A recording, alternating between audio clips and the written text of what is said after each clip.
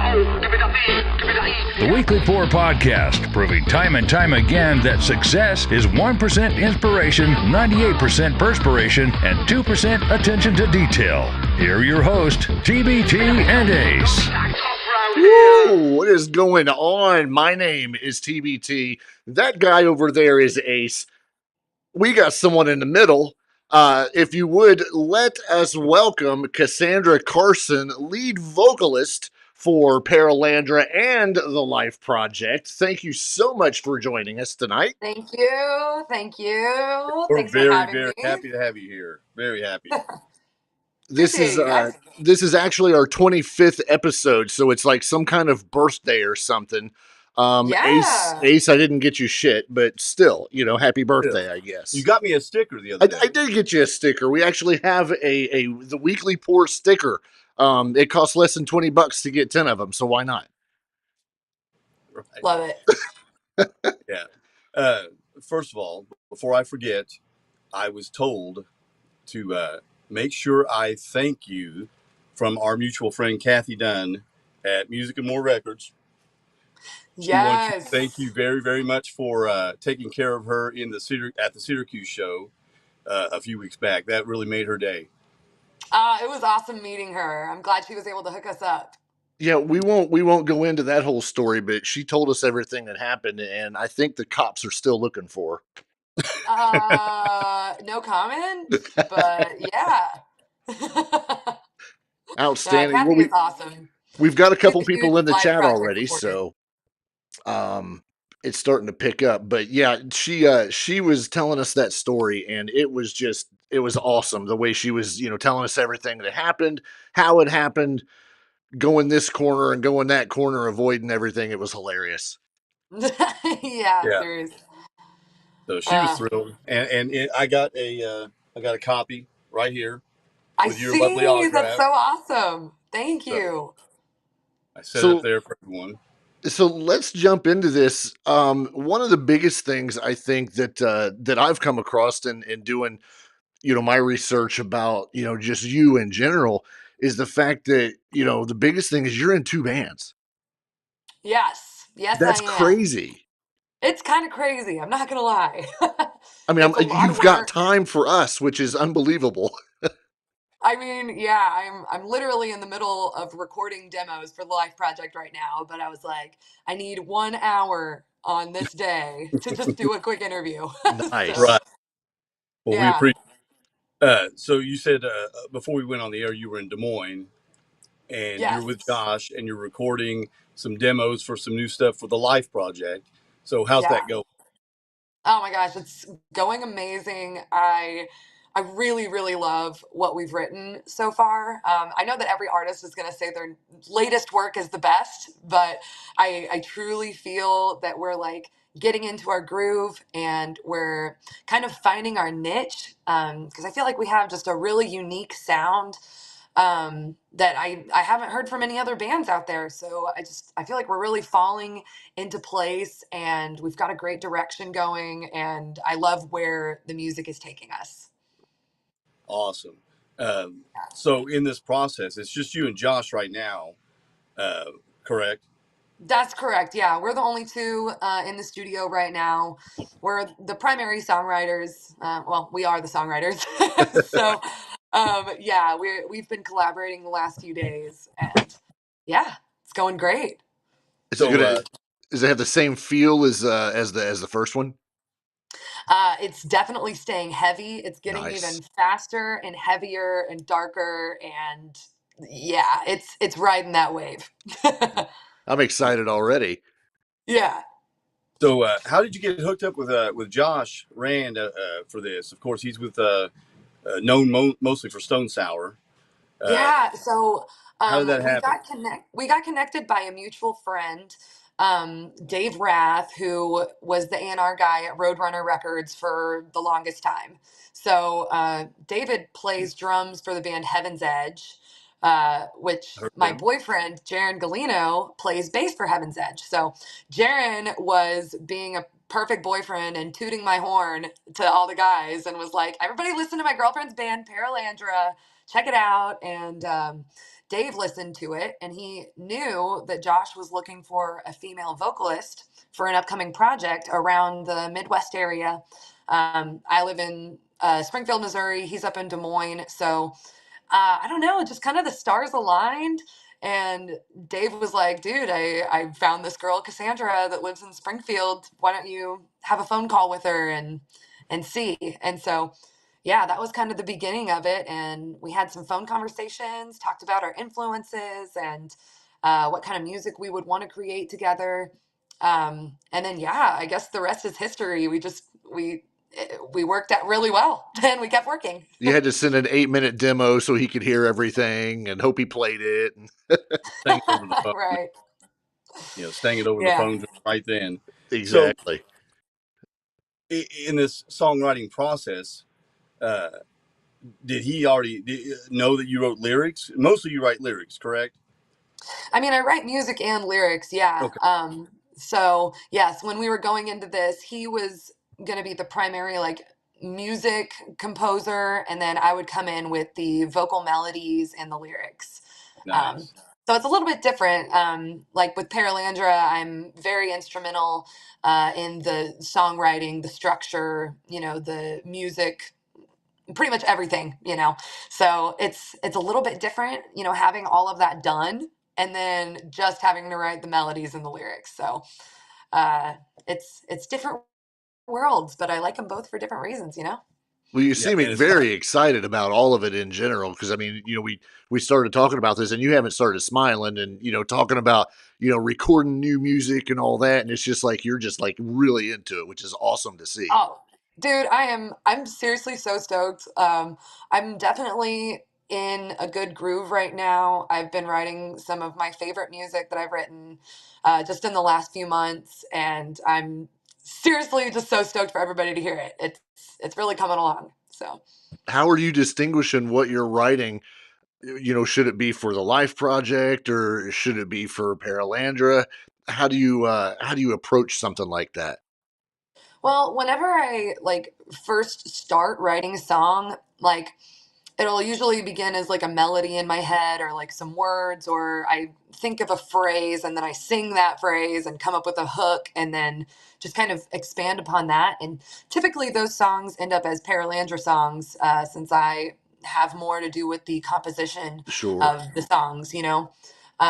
But then with Life Project, like I was saying, Josh will come up with the complete bones of a song, the complete structure with bass, guitar, drums, keyboards, and then he'll send that to me just empty without vocals. So in those cases, I just listen to it a bunch of times. I kind of sing along with it, find melodies, and then a lyric will jump out at me like. Oh my gosh, I really hear saying these words at this part of the song. And so I kind of write that down and then, just kind of keep growing from there. The songs tend to inspire themselves, I find, which is kind of Sure. cool. Yeah, and there's a true talent for that because I know because years ago I used to try to do this, and someone handed me a cassette with just music. Here's some music, and write Hmm. a melody and some lyrics over it. And man, I was stumped. I thought it would be easy, and I handed that right back to him a week later, and no, it ain't happening. So there's definitely a talent for it. Definitely. Yeah, it's definitely a muscle that you have to exercise, and the more you exercise, the stronger you get. So, luckily, I'm like I was saying, I'm kind of in a groove right now. I feel like I'm really strong with that muscle at the moment, so I'm just trying to continue that. Yeah, I don't think we Right. could do show tunes right now, Ace. Probably not. But I can see where you would be in a groove because you just came off this tour with Alice in Chains, correct? Yeah. And Hmm. Bush, and Yeah. then Breaking pretty much Benjamin. and went right into the Paralandra thing Yeah. uh, virtually. So yeah, you're right in it. How was it touring with Alice in Chains? Were you an Alice in Chains fan? Yeah.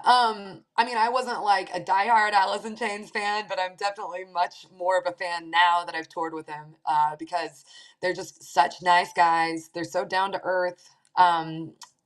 Jerry especially, like he would just be walking around backstage, poke his head in our green room, just say, "Hey, what's up?" Give me knuckles before every show, like they were really really nice. I was not expecting that, and it was a really pleasant surprise. And that was the same with all the bands, Breaking Benjamin, they were all super cool. Bush, there was a really nice camaraderie on that tour, a lot of mutual respect, and that's kind of hard to find these days. So it was Sure. refreshing. And that's a lot of great music in one night. You Oh know, yeah, that's a lot of hits in one night for sure.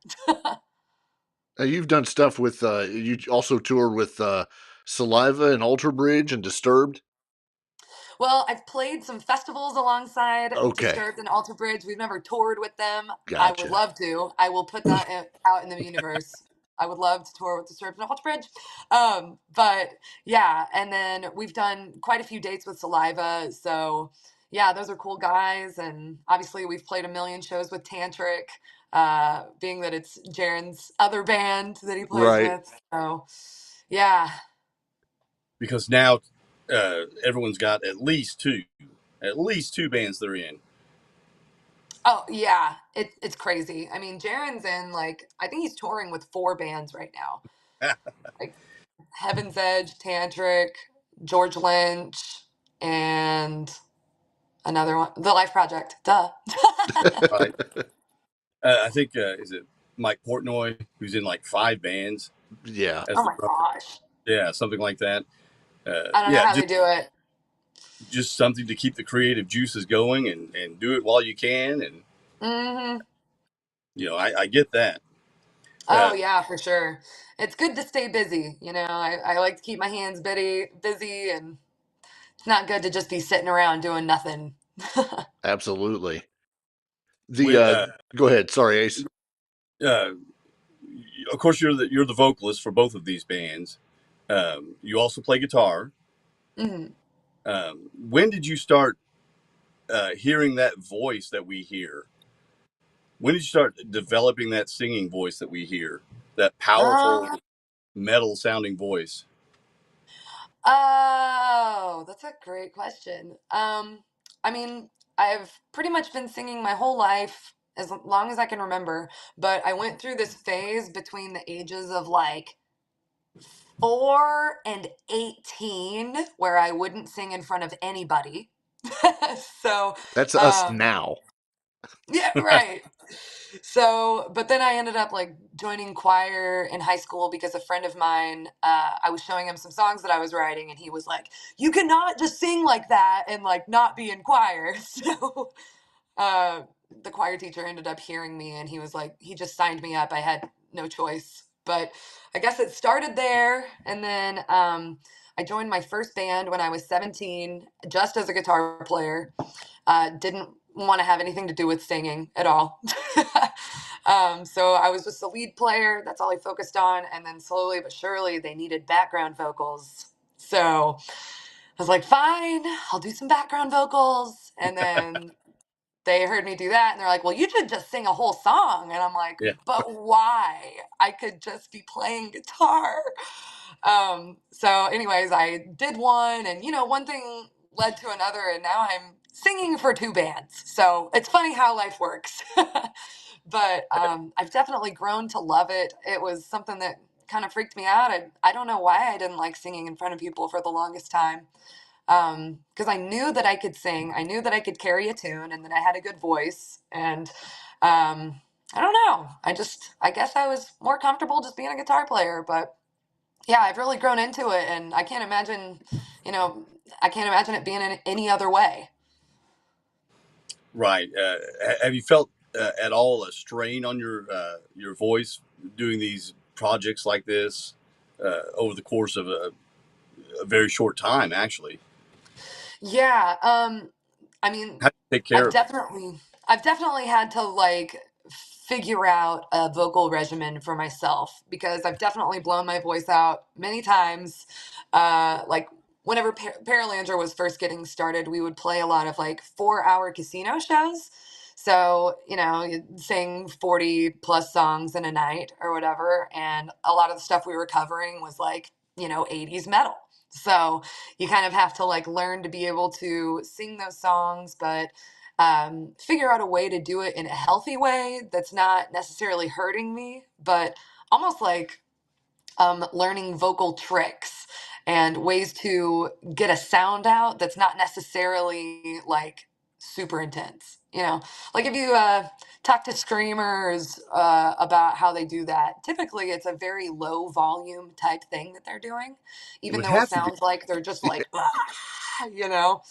So yeah, you kind of just like I've been researching techniques over the years, and I'm always looking for new information on how to take care of my voice. And yeah, I do tons of warm ups. I have Okay. lots of vitamins I take daily. Um, yeah, yeah. There's a lot to it. That is for sure. I think when we talked to Leather, I think she said she doesn't do anything. She just goes out and sings, and I that's great mean, if you do that. I used to do that, and it is not. It's not something that you do for longevity. I can say that much. So. Right. Who are some of your influences, male or female?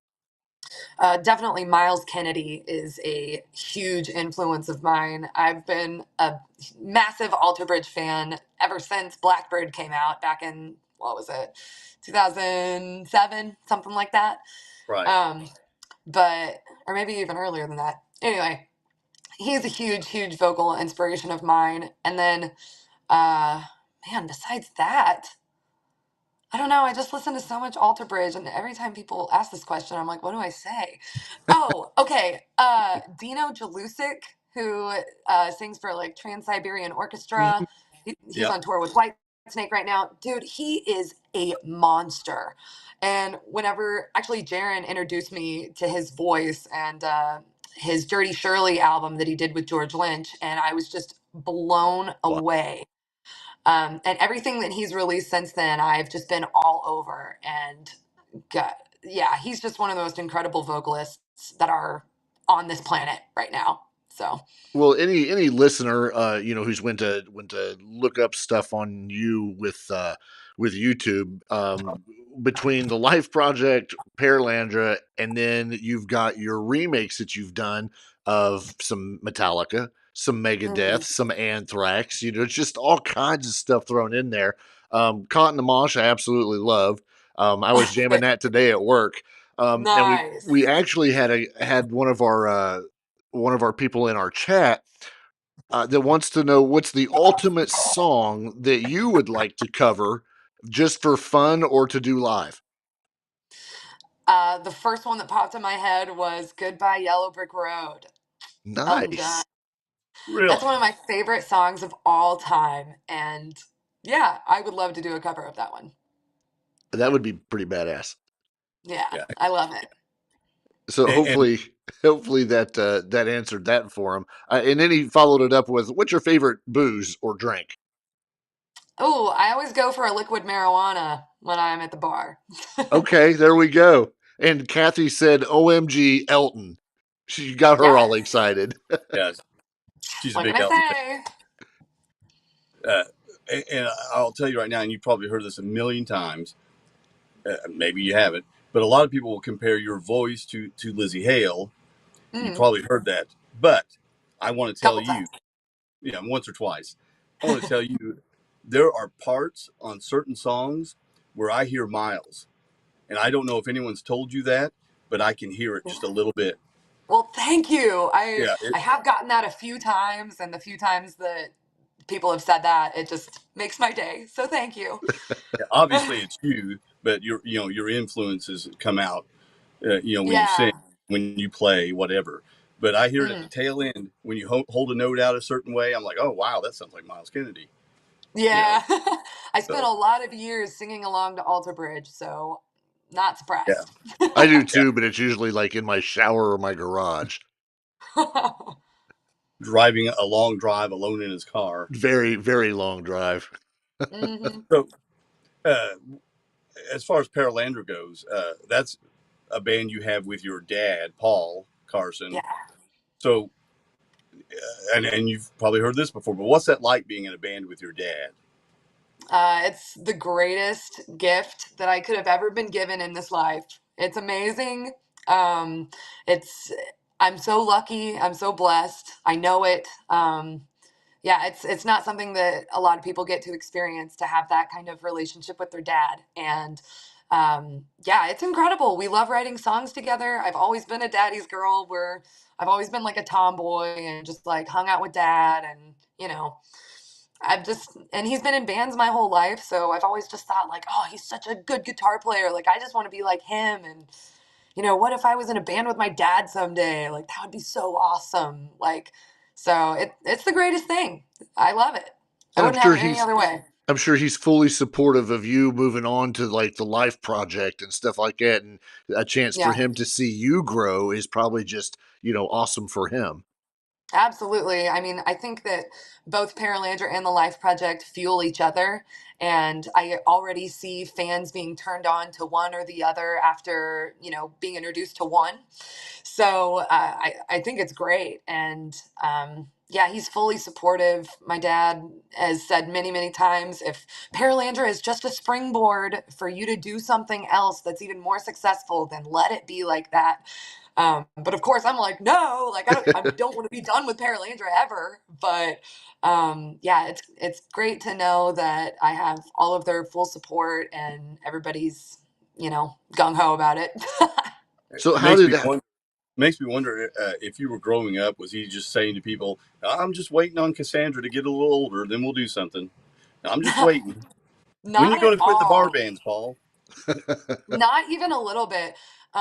My dad has never like forced a guitar into my hands or told me I needed to do something. Like, he's always just let me, and both of my parents have always just let me uh, pursue paths that are interesting to me at the time.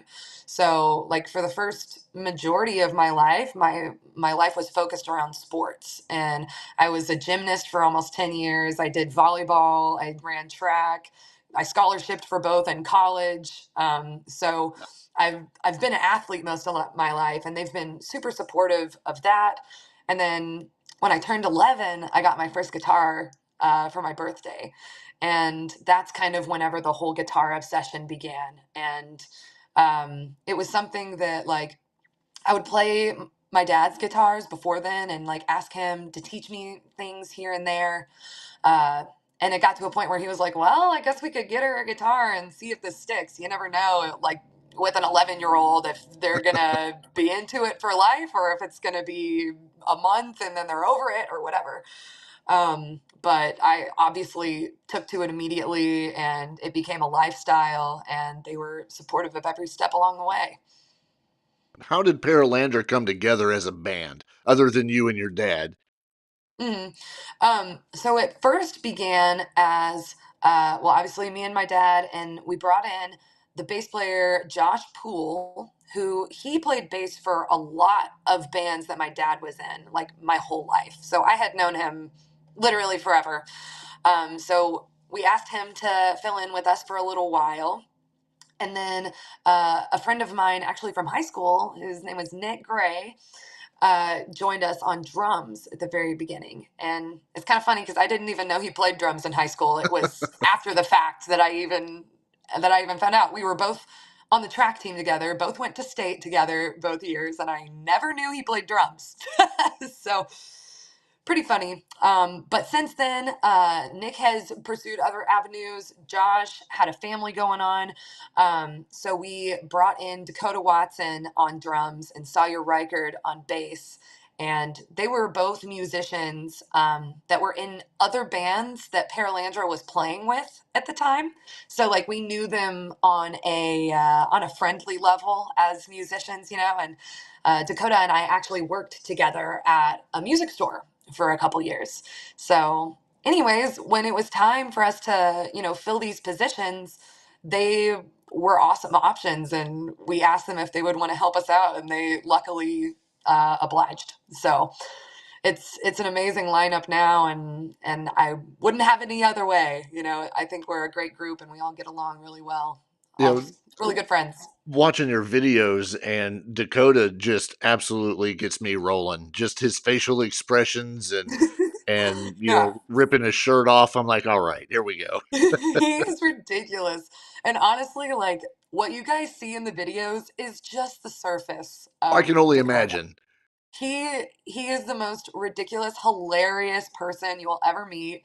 And he is an impression perfectionist. Like he can do impressions of any person and like you said, have you on the floor. It's ridiculous. There's a lot of laughter in our band. Yeah, I bet there is. So tell us about the Kiss Cruise. Oh my gosh. Well, first off, I get to go on the next one in a couple weeks, so I'm really Yeah, excited for that. But yeah, Paralandra played on the Kiss Cruise back in 2019, and we were voted on. It was a fan vote. It was something that one of our friends slash fans had been bugging us to submit ourselves for actually a couple years, and we didn't at first for the first couple years because we were like, why would we even try? Like, we're not gonna get in, okay? Just like we're not gonna get on the Kiss Cruise, so calm down. But finally, like the third year, my dad, just to get her off of his back, was like, fine, I will put our name in. So I hope you're happy. Well, we totally forget about it. And then 6 months later, we get an email that's like, congratulations, you made it into the top 10. And no. what? I forgot we even did this. And then we made it into the top 5. And then after that, it was a vote in the Facebook group for the Kiss Cruisers. So the Kiss Cruisers ultimately voted us on to have us on the Kiss Cruise. So that Hell was yeah. really cool. It was very unexpected and an awesome experience. And yeah, it was a great time during Halloween. It was a party. Well, and now you just said you're getting ready to go again. Yes. So Jaron is playing with George Lynch and the Electric Freedom the first week of the Kiss Cruise this year. So I get to be his +1 and don't Perfect. have to work. I just get to enjoy, which honestly, I'll definitely still have stage envy. I'll still want to be up there, but it'll be nice to be able to just relax. I bet there'll be a spot for you if you want to step up there. I'm sure there'll be a spot. We'll see. Yeah. So you mentioned you play guitar. We know you play guitar. What do you Mhm. play? What type? What brand? What's your favorite brand? What's your rig? Yeah. Well, I love PRS guitars. They're probably my absolute fave. Right now, my primary guitar is my PRS CE24, which was actually a birthday gift from Paul Reed Smith himself back in, I want to say, I think it was 2017, 2016 or 2017. So that was really cool, and I'm still playing it, and it still rips. Love it. Recently, I got another PRS. It's just an S2 single cut, so nothing crazy, but it has this limited edition finish, and it's like this embossed lime green, like almost looks reptilian or something. It's really Right. cool. Um, but yeah, and then aside from that, I still play my Ibanez S series. It's the S770 PB with the poplar burl top. And it's the first guitar that I ever bought with my own money. And I still love it. Still play it every show. Yeah. And then aside from that, I use Friedman amps. I've got a full stack with, 412s. I use vintage 30s and greenbacks and use the Runt 50 head. So Oh, that's nice. that's pretty much my rig. And then as far as effects go, I just use a Boss ME80 and just run it through the effects loop. And yeah, it's simple and it sounds great. So And there's a lot of technical stuff there going on. TBT. Yeah, she lost me at like I have a guitar pick. I'm looking right now yeah, at your website, and I know that you've got a couple shows coming up on the 14th and 15th, and then it looks like you've got yes. a good break until Veterans Day weekend, and then one more in November, and then just one show in December. So, is this intentional? Are you looking for a break, or do you have some recording duties and stuff to do during that time? It's a mix of all of the above, but we're actually not done booking, so I would not be surprised if we had some more shows fill in December. Um, there was a potential that there was going to be a tour. So we were kind of holding off to book anything until we Sure. got final word. So anyways, but just found out that what we thought was happening is not. So now we're like starting to kind of like fill those in and, make sure that we're not just doing nothing. But I mean, that being said, there's still tons of stuff to do because we're both still writing for Paralandra and the L.I.F.E project. Yeah, like I said, it never stops, never done. There's Have always you stuff to have do. you been overseas and toured anywhere overseas yet? No, I would love to. That's next on my list. Excellent. What's your ultimate gig? Where? Uh, Probably Germany, Uh, somewhere. I don't know. That'd be a cool one. Yeah. Is that where Walking is? Is that where Uh, what? Walking. That big musical festival over there is in Germany, isn't it? I Someone yell at think me. I'll tell you here in a minute. Yeah, it's in Huge Wacken, festival. Germany. Yeah, that's Cool. huge. Everybody goes there. Well, A lot that's of the the one I summer. want to play then. Yes, Oh for yeah, sure. like if you see a summer tour take a break at a certain point, in the summer they're probably going over there for that. Yeah. Most because they all go over there. Uh, Yeah, the Hmm. dates this year were in August. It was 4th, 5th, and 6th of August. So yeah, and it's freaking Nice. huge. Yeah, that would be awesome. I just feel like both Paralandra and the Life Project would go over really well in Europe and Germany. I have a lot of fans that like message me from Germany, like for merch, and I love your music. And when are you coming to France? When are you coming to Germany? Um, like actually, whenever Life Project released our first EP, it charted like pretty decently, like in the Netherlands, um, and like maybe Finland, Scotland, or something like that. I mean, people over there are definitely listening to our music, so I I'd say would you're love probably going to get to. a pretty good following down in South America too, because they've Yeah, that's another one. Yeah, I've had a lot yeah. of people from Brazil message me about having, they're playing our music on their podcast or, whatever. It's crazy to think about, actually. I'm sure. Yeah, we've had one of our listeners listen to us in Iraq.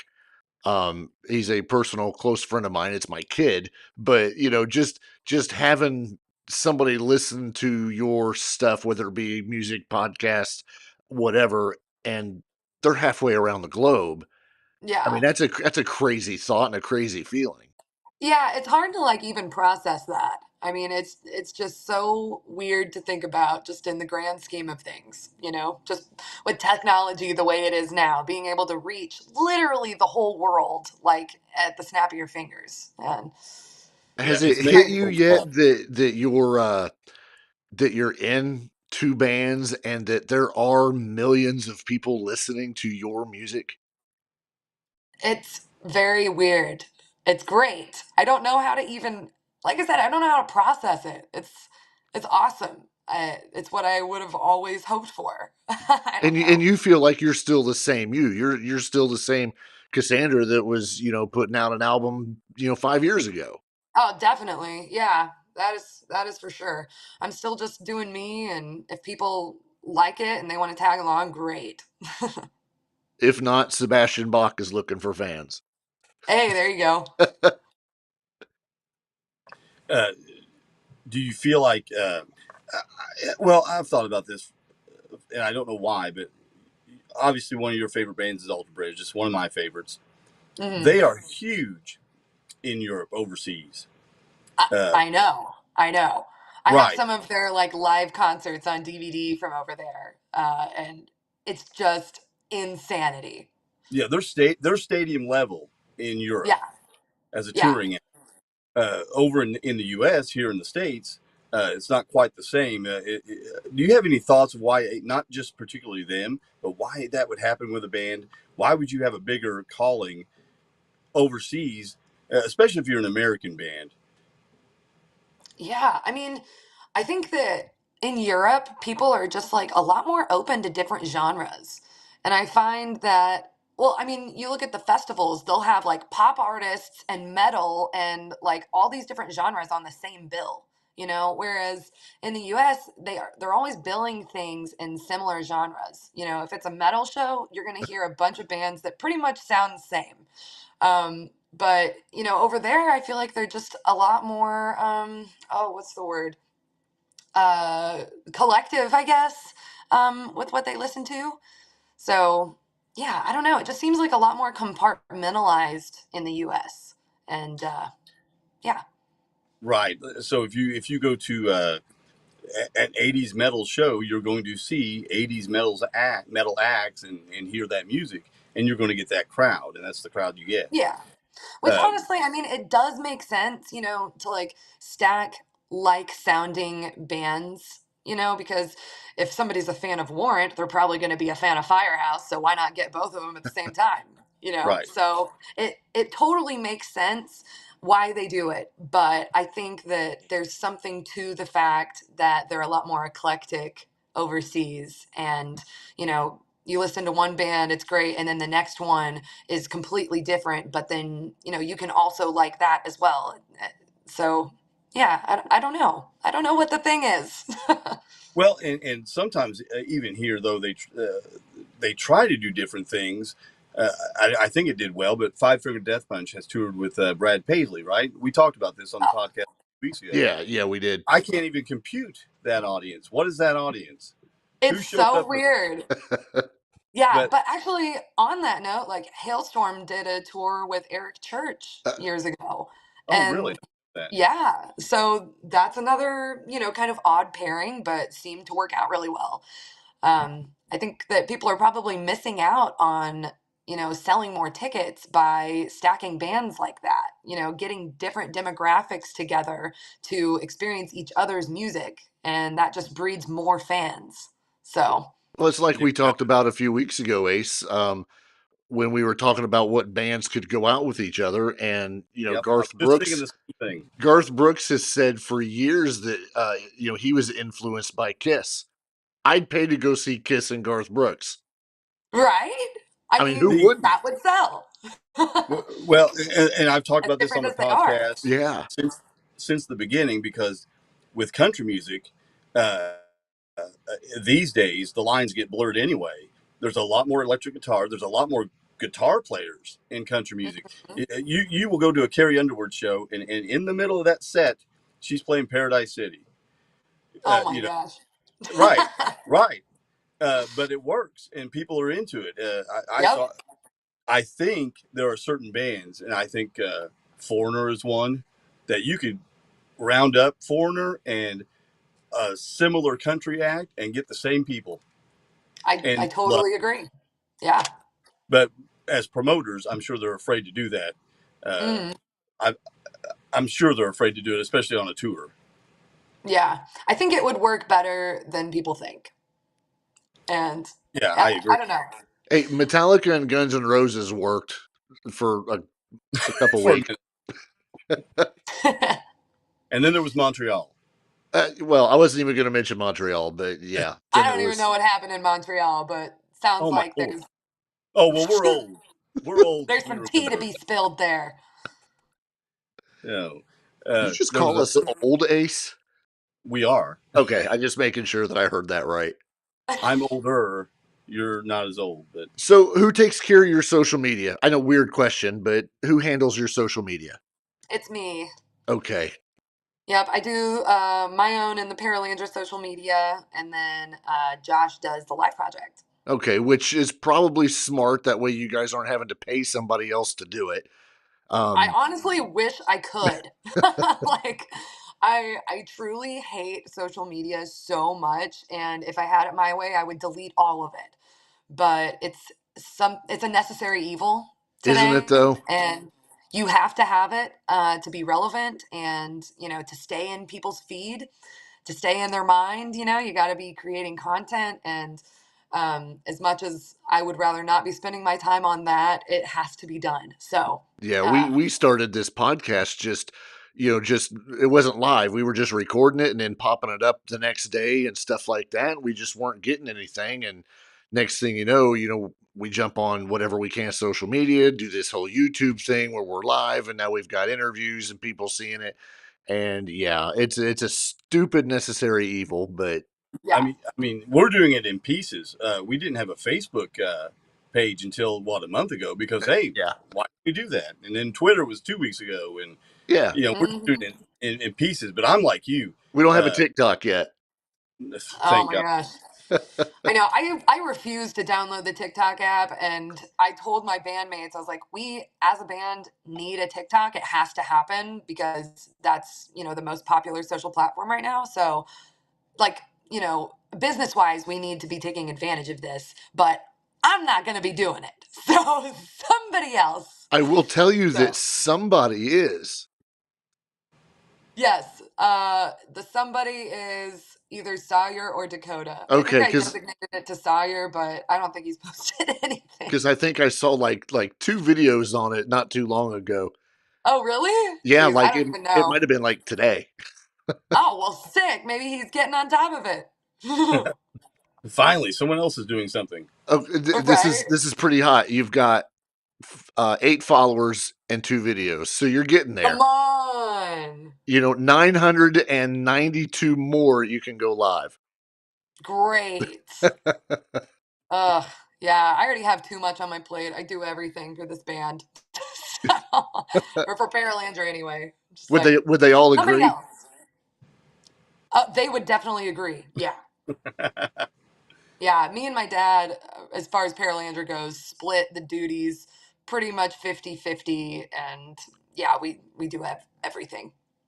So, yeah. So, was your dad in any other mainstream bands? None that you guys would probably have ever heard of. No. He had this one band called it's Canon something. What is it? Oh, he's having a fit right now. Yeah, he Probably is so mad. If Dad is listening, will you please type the name of the band? It was Loose Cannon. It was Loose Cannon. So, yeah, he had that band, and he actually, they were about to get signed, and he was supposed to move to Austin to, like do this band and like do the whole thing, go on tour, get the record deal, full 9 yards. But right at that time, I came along unexpectedly. So Surprise! yeah, hey. So my dad did the incredibly noble and selfless thing of quitting the band and decided to be a dad. So he pretty much left that where it was. And then once I was in like middle school around that time, he joined a cover band. Just for the money, pretty much, just to like, pay some bills, pay off some credit cards, sort of thing.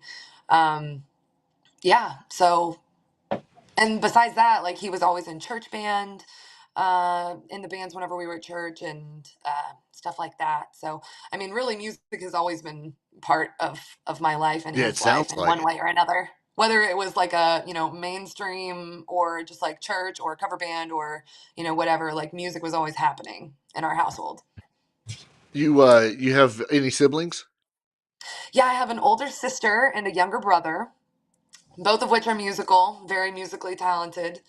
My sister was an amazing flute player when she was in middle school and high school, and Is that was called like, a flautist? she was a flautist. Flautist. Yes, she was a flautist, and I actually followed her footsteps. I played flute when I was in band in middle school and high school as well. And my brother is a drummer. He's a sick drummer, actually. He was the first drummer for Paralandra, actually, before Nick joined. So I'm But pretty sure, not to cut you off, but I'm pretty sure your dad jumped in on the chat to let us know that it was Loose Cannon. perfect. I got it right. Awesome. And Kathy says, "Isn't your brother playing a concert tonight?" He's not playing one tonight, but his band is opening for us this Saturday, and it's their first show. Oh, So I'm wow. so excited. They've been practicing in our rehearsal space, and they sound so good. It is, I can't wait for everybody's mind to be blown because So it's it's like got a to happen. proud sister moment. Oh, yeah. I mean, but like it's beyond sister. They're just like so talented. They're playing like YYZ, Master of Puppets, Moby Dick. Like they're pulling out all these Wow. songs that like people would be afraid to take on, and they're nailing them. Plus, they've got like instrumental original music that's really good too. So yeah, it's gonna be great. So at what point do you pull the family together and form a third project for a band? That's got to be a thought. Whenever our days consist of more than 24 hours. That's the best answer I could have ever asked for right there. So if Paralandra, the name, comes from the C.S. Lewis book Paralandra, correct? Yes. Uh, Yes. what is the L.I.F.E project? It looks like an acronym for something. Is it an acronym, or am I just thinking too much? It is an acronym for everyone to decide for themselves. So there was an original acronym that we had whenever, Josh first named the band. But it wasn't anything that we wanted to, like, I don't know, keep or whatever. So we just kept it with the L.I.F.E project. And then whatever you may come up with for it to symbolize is just up to your own interpretation. So it's like KISS. I was Yeah, just there you thinking go. that. Exactly. That's perfect. Yes. Gosh, I gotta sit here and figure out L-I-F. What Yeah. This is gonna does take forever. life mean to you? That's the question. Ooh. Living in fear of everything. Done. Ah, there you go. That's a good one. But no, that's not the message Casandra wants to send out. Oh, okay. Well, then I'll scratch that one out then. I thought it was really good, especially Yeah. right off the See. cuff. Well, No, then well, I'm putting it back out. So there. there, I was wrong. Who read C.S. Lewis? Your dad or you? Yeah, it was my dad. So the Paralandra is part of the space trilogy that he wrote around the same time that Tolkien was writing The Lord of the Rings. And yeah, Paralandra is the second book, and he just happened to be reading it around the time that we started the band. And I had actually wanted to name my first cover band Paralandra because of that book. I just thought it was the coolest name ever. And It's all those band members said I was crazy and that it was a horrible name. So Yeah. Look who won. yeah, so I ended up well, quitting that band and starting my own. well, it is kind of cool because the book is a bit of a battle between good and evil.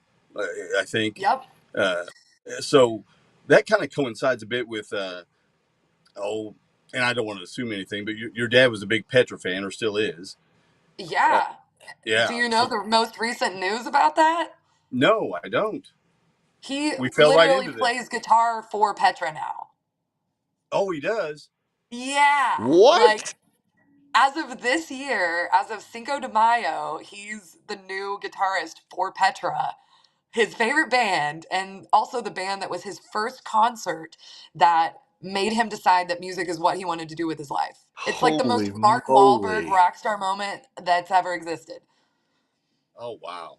How All did that right, come? Yeah, that's awesome. pretty freaking cool. After when we played Rocklahoma this year, he had a show with Petra the next day in Kentucky. So he literally like played our set, ran off stage, and was driven straight to the airport, got on a plane, and went to his show with Petra. Like, it's just cool. I Yeah, love it. and he probably didn't need to rehearse a thing. He's probably been Right? playing those songs his whole life, Those are or the something. songs that, yeah, he cut his teeth on. So yeah, it's crazy how life works like that. Wow, that's amazing. Yeah. So knowing that you're busy and knowing that you're already working on something with the Life Project, and we're hoping either another EP or even a full record. Uh, do you have plans then after that for another Paralandra record, or have you thought that far ahead even? Absolutely. Paralandra is writing for the next record right now. And yeah, I would guess that that one will come out next year as well, but nothing set in stone yet, but that would be my guess. So Well, when do you take time off? uh, sometimes I have a few days during the week Right? and I'll just sleep really late. Or go on a podcast with us. Exactly. Which, by Well, the way, I'm going to turn this light on. I was facing the window and the sun has gone down, so I'm going to get a little more light for you guys.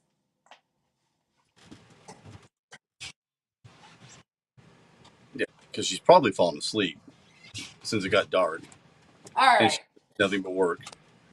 here we Oh, go. A little bit better. you probably get a break around the holidays at least, just to have some Yeah, family time and decompress and see yeah. everyone. Definitely during Christmas, always keep that time available. And typically touring is a little bit more scarce during the winter just because it, like, honestly, it sucks to have to tour when it's freezing and snowing and ice and, all that goes with loading in and loading out and 0 degrees. So, yeah. But Yeah, normally I get a little bit of a break during the winter and into the new year. yeah. I was asked just the other day because I go to shows whenever I can if I had anything I was going to upcoming. I couldn't think of a thing. I had to start looking. Is there anything I'd want to see? And I didn't see a lot scheduled even for around here. So there you go. We're heading into fall, into winter, and you know, Yeah. Now, unless it's a stadium with the heat on. Right. I think the only thing we're going to get around here is like monster trucks or something. Oh, yeah, that sounds great. well, Yeah. because you're from Missouri, so we're not too far off. We're in Indiana, Yeah. so Oh, right. it's I get basically that the same Midwest thing. vibe. Right. Exactly. Hmm. I got to check and see if anybody else is asking any other questions in the chat. Yeah. No, I think they're in their own little world right now. Tell me something. This is um, worthwhile. The song "Worthwhile." Yeah. I really like that song, and it stands Thank out you. so differently from everything. That's on Ascension, right? Am I right? That's actually on the Life Project's first EP. That's the Life Project. Yeah. That is so different from everything on that EP. Yeah, it really is, huh? Yeah, and I Thank love it. you. So what can you tell me about that? Is that something you really came up with more of, or Well, it was another situation where Josh wrote all the music and, I just wrote the melodies and the lyrics to it. Whenever we first started writing together, our songs were all over the place. I mean, there was stuff that sounded like it came straight from Frozen 3's soundtrack. There was like some that had like Stevie Wonder vibes. Um, I mean, it was all over the place, and we were really just trying to like find our sound. We're like, okay, we work together well. Like, let's just see what is the Life Project niche, and yeah, Worthwhile was one of those songs when we were just kind of like experimenting around with like different styles, and it ended up being, one of our favorites and making it onto the EP, even though it was like so different than all the other stuff we were putting on that one. yeah, I thought that it shined bright enough that it could hold its own, yeah, it really stands out, and I like that. And then whenever I play uh, the Paralandra stuff, I'm trying to think which one I pick. It escapes me now, but whenever I play the Live Project for people, I always play the Nothingness Hmm. because that Yeah. one I think just showcases your voice, and it's heavy. It's just right in your face. It just drives. I Yeah, really, that's really probably like one of that. my faves. Thank you. That yeah, that one. And now it's stuck in my head. That's all I can think about. There's You're not. welcome. I don't think there's a single song on any of them that you buy an album, you'll listen to the first couple songs, and then you'll skip a couple and all that. None of these are worth skipping. I mean, because they Oh, all wow. bring something new and something different, and just, I mean, they're to be blunt. I mean, they're just all badass. So you Wow. should Well, absolutely be proud. Oh, Back I to really Life. That's the one. appreciate that. That's the one I play for everyone. Back to Life. Oh, yeah. Love that one. And that one's got a bit, to me, a little bit of an Evanescence feel. I don't know if anyone's Yeah. mentioned that to you. Uh, Yeah. Well, thank you. I listened to the My Immortal album on repeat my entire seventh grade year. oh my So God, that's you were my daughter. She's yeah. a huge Evanescence fan, and her whole junior high was that Yeah, in her exactly. room. Hmm. So I think that that's probably where some of that came from. Uh, but yeah, thank you very much. like there's a lot of production on that song, and that was all pretty much the producer that we were working with, Nick. For us, we always just write, with two guitars, drums, and bass, and it's pretty simple, straightforward. But Nick, like, adding the cool little effects and ear candies, just like really took it to the next level on that song. So I don't Right. know if we're being set up here, but we've got a question in the chat. Someone wants us to ask you, what is the meaning behind the song "Weightless"? Oh, I wrote it about a breakup. It was Which my makes sense. yeah. It was my first like serious relationship. It was right out of high school. I had gone. I'm trying to like think of the timeline because I wrote this song while I was working in Disney World. I was doing Nice. the Disney college program, and while I was there, my dad and I were just kind of like sending song ideas back and forth to each other. Like Paralandra hadn't actually started at that point, but it was just something that we were like beginning to do. And so while I was there, he sent me the track for Weightless, kind of the way that Josh sends me, like the drums and the guitars and, all that was pretty much done, but had no vocals and had no lyrics. And so I ended up writing, all the lyrics pretty much in one sitting. And it was all just about this breakup and feeling weightless and the feeling of getting over it. How does it feel overcoming is one of the lyrics. Right. So, yeah, that's what all that was about. And it's crazy because that was actually the first song, you know, of Paralandra that was written for Paralandra, and it took 8 years to get onto an album. Oh, wow. Wow. And I was just told that it was not a setup. It's just really inspiring. So that's awesome. And that's from somebody in our chat. So that's awesome. Ah, well, thank you. I'm glad Uh, that people like the song. Absolutely. is it hard to get in touch with you, those feelings to write a lyric? Is it hard to do that? No, it's not hard to get in touch with my feelings at all. They're there. They're very apparent to me. Um, yeah. So, especially with a song like Weightless, whenever the wound is so fresh, it kind of just pours out of you, or at least it does for me. I think I wrote that song in or I wrote the melody and lyrics in maybe 15, 20 minutes. Like it was there. I don't know. Yeah, the floodgates opened. Yeah, exactly. I So, don't know how to explain it. It just kind of like pours out of you. You said you were 11 when you got your first guitar. Yeah. How old were you when you wrote your first song? Maybe 14? Maybe Okay. 14? Something like that. But I will say I've been like singing my own songs and writing songs or ditties or whatever, like literally my whole life. My parents have plenty of home videos of me out in the back on the swings, just like singing to myself, you know. But I think the first time I ever like picked up a guitar and wrote a song, like, with your typical verse, chorus, bridge, chorus format, when I was like 14 years old, something like Wow. that. are those something that you've held on to and fleshed out later, and they might appear or have appeared on a record? Yeah, actually, we love to recycle our songs because, you know, if you think about it, like Whitesnake, they recorded "Crying in the Rain" like years before it actually blew up, and then they Yep. re-recorded it and it became huge. So, what's to They did that say? with 3 or 4 songs. Yeah, exactly. So what's to say, I wrote a song when I was 17 years old that maybe didn't have the production that it needed at the time, but now we have the resources and ability to do so. And then it becomes a great song. And like for the record, I wrote that one probably 6 years ago. We recorded it, didn't release it because the recording sounded terrible. And we were like, you know what, screw this song. It probably is just bad. And there's got to be a reason why we keep recording it and it keeps not coming out right.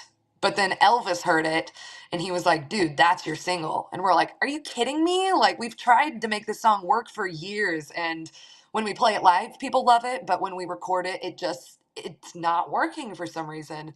And once he got his hands on it, like he did exactly what needed to be done. And yeah, Killed it. I'm super proud of it. And like everybody loves it, you know. It's Yeah, probably our most popular song. So you yeah, it's funny. mentioned that with a good producer, and that fascinates me because I've been listening to. I'm all about listening to demos if I can find them on YouTube of popular bands and songs that we all know, and I want to find the demo, and then I hear it and it's not even recognizable, and then Hmm. you realize that a nuanced, experienced producer gets a hold of it, and it turns into something amazing. So there's a Yeah. lot said for a good producer. Absolutely. And honestly, Elvis is the best of the best. Like, there's something about that guy. I don't know. Like, God really blessed him. He's got the ear, and you know, he can hear a song and then like envision it as a completed product, and then just be like, okay, yes, this is gonna work. And you know, you just trust him, and he leads you, and it becomes great. Another person in our chat says that they're listening to "Rocking Around the Christmas Tree" today from 2003. Oh my gosh, that's probably my mom. Yeah, we did a family. Well, my dad made a family Christmas CD back in 2003, I guess. I suppose that was the year. Yeah, because I was 9 years old. And everybody had a song that they would sing. And it started as a collaboration between my dad and my sister because she was wanting to play flute to a bunch of Christmas songs and record it. And so it kind of grew from there. It's like, well, what if we had somebody sing on this song? And like we have a lot of singers in my family, so it's like, what if we had like, you know, these ants all harmonize a three-part harmony on a song. And my grandpa sang White Christmas, and it was, you know, just as chilling as Bing Crosby. Wow. And yeah, so I did Rocking Around the Christmas Tree. And, you know, I was 9 years old. So, like I said before, that is between the time of singing in front of people. I wouldn't do it. So, I had my dad teach me how to use the recorder and the software at 9 years old so that everyone could leave the house and I could lock myself in our music room and record this vocal. So, yeah, Oh, that's I what that bet was. doing that whole thing had to be a lot of fun. Yeah, it was a good time. And honestly, it's a great CD. My dad knocked it out of the park. We should probably put it on Spotify or I was something. gonna say you should Yeah, totally release it. yeah. Just Yeah, I mean, why I not? never thought about it. It's always just been like, you know, it's our family Christmas CD, whatever. But I guess not a lot of families have a family Christmas CD. Oh, So the No, Judds do. there you go. You know, there's a few out there. Yeah. I mean, if we So, could listen to Mariah Carey's same stuff every single year, then we need something different. So right. yeah, but I vote for it. then it wouldn't be Christmas. Just like it's not fall if I don't have pumpkin spice something. Right, right. Exactly. Get me started on that. My gosh. I know there's a lot of pumpkin spice fanatics in this household, so might keep it down. Well, it's not just that. I mean, it's everything from coffee to then it was ice cream to then it was like vape Twink. juice and Oh, toilet it's paper and insane. everything. Pumpkin spice toilet paper? Well, Why would you do that to the yourself? smell. I don't know, Ow! but it was like everything. Yeah, it's crazy. Gosh. All right. Would you say that Alter Bridge would be your ultimate tour? Yes. Okay. Yeah, 1,000,000%. That All would right. be the coup de grace. All right, because that was going to be my final question for you, but like you answered it 2 minutes in, so I was like, well, there goes that one. So Sorry. No, that comes out Friday, doesn't it? Is it Friday? The new Yes, album? it's Friday. yes. Yeah. Yes. I'm What's your so favorite stoked. song? Alter Bridge song. If you like the Blackbird record, what's your favorite one on that record or song in general? Okay. Favorite song on the Alter Bridge Blackbird record. Obviously, Blackbird in itself is a masterpiece. Um, I love Ties That Bind, Coming Home, and Watch Over You. I know I just gave you four, but Yeah. there you go. I love those. Before Those are Tomorrow some of my Comes. I favorites. love that one. Oh, I love that one Love too. that. Yeah.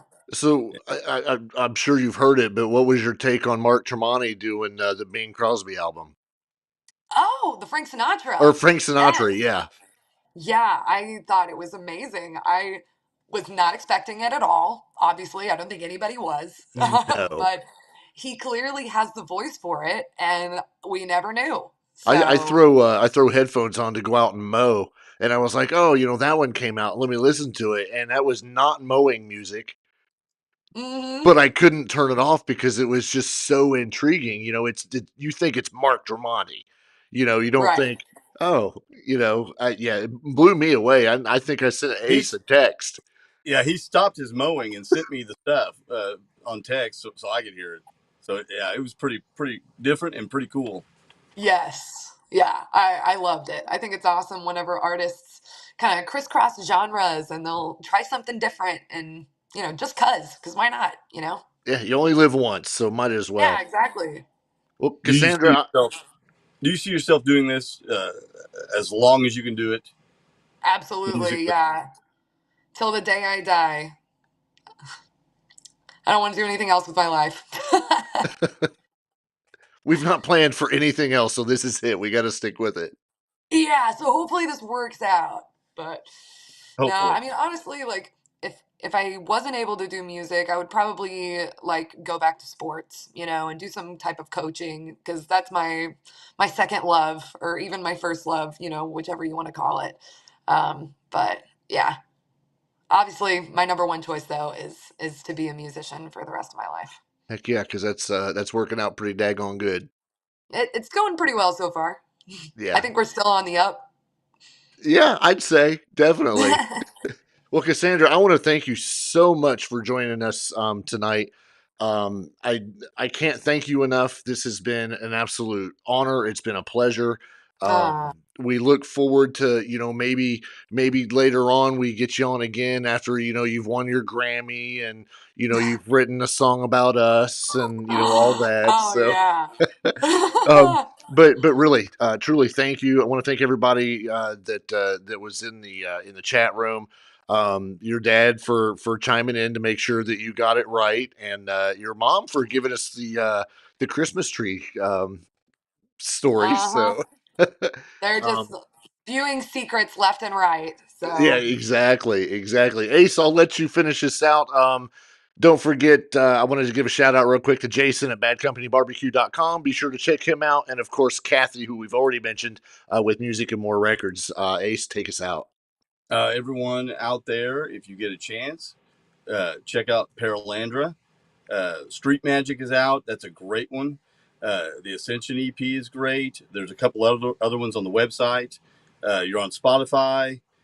We've got two live project EPs we can listen to. We've got music coming up from both. Catch them on tour. Stream them. Buy their record. Hit their social media. And I want to thank you personally very, very much for doing this. It meant a lot to have you on. of course, thank you for having me. Happy to make time when I can.